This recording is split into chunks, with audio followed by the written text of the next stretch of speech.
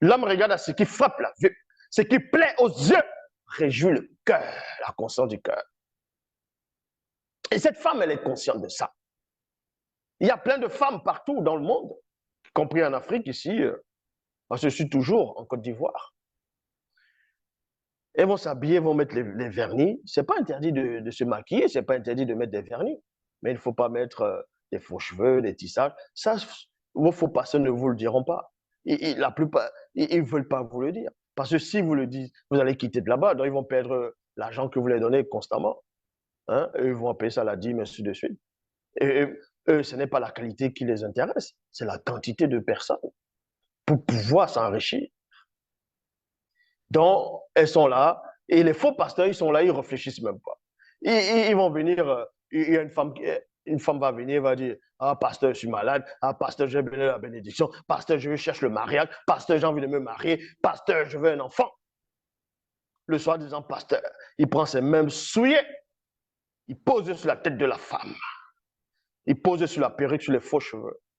Déjà, le fait de poser tes mains sur des faux cheveux, tu ne vas pas que... Il y a quelque chose qui ne va pas. Donc, la bénédiction de ton Dieu entre dans ce qui est faux. Non, mais sérieux. Réfléchissez. Il faut apprendre à raisonner. Une femme qui a les faux cheveux, les perruques, les tissages, les extensions.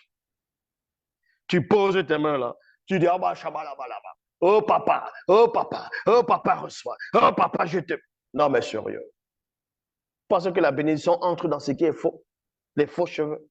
Elle est là, elle bouge, comme le poisson. On dirait le poisson qu'on veut frire, le poisson qu'on veut attraper dans l'eau. Mais là, hein, n'importe quoi. Ou là, vous faites vos comédies partout. Là, venez le mardi, et il y a campagne d'évangélisation, il y a les miracles, il y a le Saint-Esprit va agir. Non, mais vous savez en vous-même que vous n'êtes rien du tout. Dans cette femme ici, elle est consciente de ça. De même qu'il y a plein de femmes en route, y compris dans plusieurs pays d'Afrique, même dans le monde.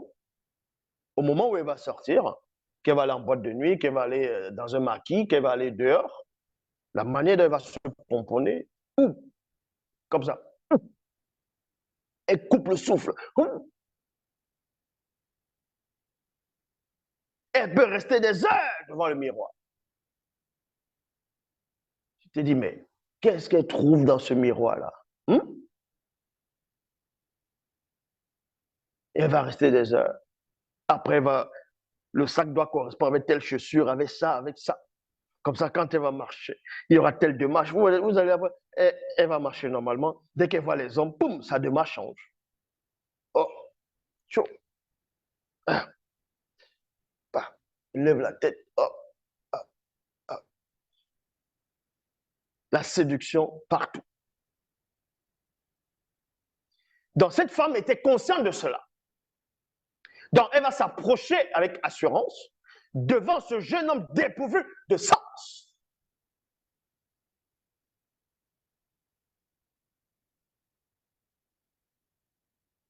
Devant ce jeune homme dépourvu de sens. Récemment, on était à Abidjan, parce que actuellement, je suis toujours en Côte d'Ivoire, mais je suis plus, là maintenant, je suis sur Jackville. Et la plage, c'est juste, l'océan, c'est juste derrière. Peut-être vous n'entendez pas, mais là, on entend le bruit des vagues, là. Mais la semaine dernière,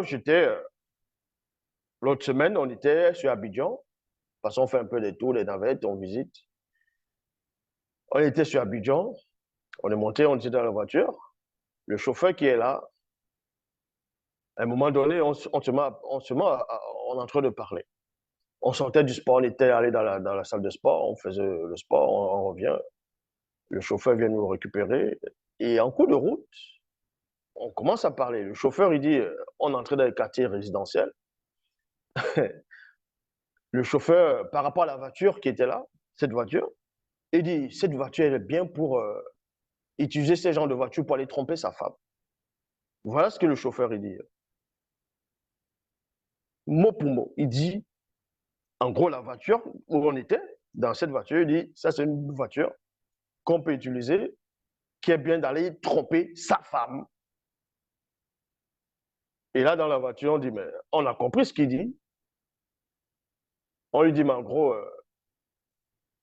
déjà, c'est pas bien de tromper. Pourquoi tu vas d'abord vouloir tromper ta femme? Il dit, ah, ça peut arriver. On dit, non, ça peut pas arriver. Si ça arrive, c'est toi qui veux.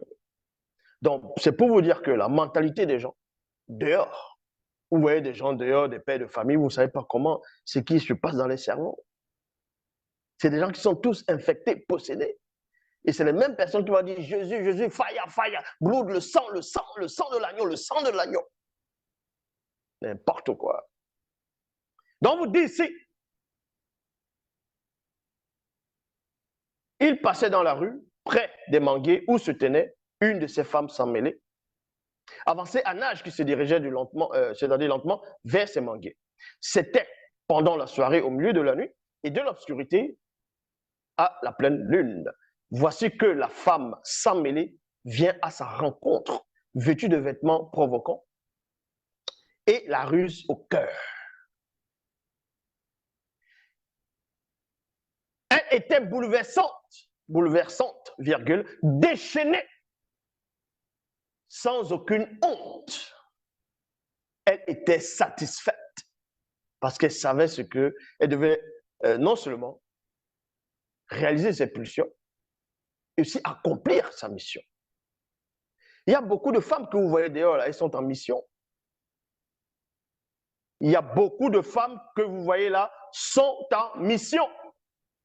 Pourquoi la plupart dans les rues d'Abidjan, un peu partout même en Afrique, vous allez draguer une femme, vous la menez directement manger du poisson, la plupart. Pourquoi le poisson? Pourquoi le poisson? C'est qui est les sirènes des eaux derrière? Pourquoi c'est le poisson? Bah, c'est vrai que d'autres s'appellent le porc braisé. On sait que, mais quand c'est le porc braisé, parce que vous allez draguer, vous allez séduire, commettre quelque chose qui n'est pas bien, et que vous allez prendre du porc, festoyer, manger avec cette femme pour le porc braisé ou le porc cuit, pour pouvoir l'amener après à l'hôtel, c'est parce que derrière, vous êtes sous l'influence d'un démon en forme de porc. Vous allez amener une femme au maquis pour manger du poisson braisé ou poisson frit. Après, vous allez lui faire des choses dans la chambre, dans l'hôtel, peu importe, à l'auberge. Il y a la sirène des eaux qui est derrière. C'est déjà un sacrifice qu'on vous présente là. C'est l'offrande. C'est un totem, une représentation du démon qui vous inspire de ce que vous allez manger là. Quand vous êtes dans la séduction, ça ne veut pas dire que toi, qui n'a rien à voir avec ce que je suis en train de dire, quand tu vas aller acheter ton poisson en route ou bien manger ton poisson, que forcément c'est la sirène des autres qui est derrière. Hein. Ce n'est pas ce que je dis. Il faut bien comprendre ce que je dis ici. Donc, on vous dit ici, elle va dans la rue ou sur la place du marché et recherchant l'aventure. Beaucoup de femmes sont entre deux, elles sont en mission dehors. Donc, la plupart, elles ne savent même pas où aller, mais elles vont se maquiller, elles vont aller au centre commercial, se mettent à marcher. Elles marchent tout doucement.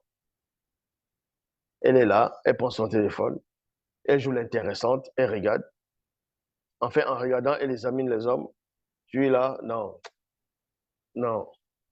Elle fait comme si elle attend quelqu'un et pourtant, hein, elle est en train de vouloir pêcher. Et d'autres vont du pécho. Elle observe, elle regarde. Quand elle t'intéresse un peu, quand tu l'intéresses un peu, elle te regarde. Elle baisse un peu la tête, elle te regarde, elle tourne, elle te regarde, elle tourne comme ça, là. Elle marche doucement, elle te regarde. En gros, elle est en train de te dire, viens. Tu attends quoi? Viens. Parce que visuellement, tu lui plais déjà. Maintenant, si tu viens, que tu ne sais pas parler, tu ne sais pas t'exprimer, tu dis, euh, euh, moi, parti là-bas, ta façon de parler, elle peut dire, ouh, oui, c'est moi parti là-bas, ça m'a fait. Donc, on vous dit ici que cette femme, elle le saisit et l'embrassa et le regardait. Regarda plutôt droit dans les yeux avec assurance et lui dit, j'avais promis un sacrifice à Djingu, c'est-à-dire à la sirène. Pour la remercier, je l'ai offerte aujourd'hui. C'est pourquoi je suis sorti au-devant de toi pour te chercher et je t'ai trouvé. Mais en ce moment,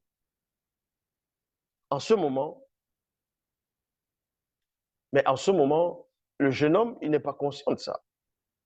C'est comme quelqu'un, ça me rappelle là maintenant l'histoire d'une personne que j'apportais la parole et on se voyait presque tous les week-ends. Cette personne venait à la maison, je lui apportais la parole. Il était intéressé avec d'autres personnes. Mais la personne voulait à tout prix une femme parce que la personne était seule. Et la personne voulait, on va dire comme ça, voulait une blonde. Elle voulait une blonde. Cette personne voulait à tout prix une blonde. Il ne voulait pas de brune, il ne voulait pas de noir, il ne voulait pas, c'était un blanc. Il voulait une blonde. Dans sa tête, il est resté blonde, blonde, blonde, longtemps, longtemps. Mais après, maintenant, il a vu que il ne pouvait pas prendre des blondes comme ça parce qu'il était timide. N'importe quelle fille maintenant qui pouvait venir, qui pouvait l'intéresser, d'aller partir. Et donc, du coup, je lui ai donné le conseil sur ça. Je lui ai dit, fais attention. Je l'ai exhorté, dit, d'abord la parole, ça, le reste de sa vie. Après, il faut t'affermir. Il faut d'abord être dans la parole. Il faut, voilà. Et un jour, comme ça, il m'appelle. Il m'appelle comme ça. Dans sa voix, il était paniqué. Il m'appelle. Il me raconte une histoire qui lui était arrivée. Il me dit qu'il a rencontré, on va dire comme ça, pas physiquement directement, mais il a rencontré une femme sur Internet. Une femme maghrébine sur Internet. Il a rencontré la femme, ils ont discuté, il a dragué, voilà, ils ont changé les mots, le téléphone. Ils sont allés se rencontrer physiquement. Le deal, c'était quoi? Bah, ils vont se plaire, ils vont aller avoir des rapports sexuels à l'hôtel. Voilà comment il me raconte. Avant d'aller à l'hôtel, il amène la fille au KFC. Il amène la fille au KFC, donc le poulet. On sait qu'il y a les démons en forme de volatiles, il y a aussi les sirènes des eaux déserts. Donc, il va mener la fille au KFC. Il va prendre le gros seau, parce qu'il aimait beaucoup le KFC. Quand il venait, presque, quand on se voyait presque le week-end, c'était tout le temps le KFC. KFC, à un moment donné. Bon, il aimait beaucoup le KFC. Donc, il va prendre le seau du KFC, il va prendre la fille, ils vont aller à l'hôtel. Il va un peu manger, maintenant il reste quand même le seau. Maintenant, il veut commencer, voilà. Il n'a même pas la fille à l'hôtel pour qu'il se regarde tout simplement dans les yeux. La fille dit, stop, attends, va d'abord te doucher. Il se douche, dans la douche, il s'imagine comment il va attraper la fille, comment il va tourner, il va prendre les positions, bref. Voilà, imaginez quoi. Je ne vous demande pas d'imaginer, d'avoir des images dans la tête. Et dès qu'il sort de la douche, parce qu'il est tout content, voici c'est maintenant, là, une autre forme de nourriture l'attend. Il entre, la fille n'est plus dans la chambre. La fille s'est barrée avec le seau du KFC. C'est calme. Quand il me raconte ça, je dis, mais tu croyais quoi? Je t'ai bien dit. Donc, vous voyez, il y a des gens qui ne comprennent pas qu'il y a beaucoup de gens dehors qui sont en mission. Qui sont en mission. C'est ça qu'il faut faire très attention. Dans cette femme ici, elle va séduire le jeune homme. Et non seulement, quand vous lisez la suite, c'était une femme qui était mariée. Et son mari était en voyage. Donc, elle va séduire le jeune homme. Et c'est comme ça qu'il va aller dans le chemin de la perdition.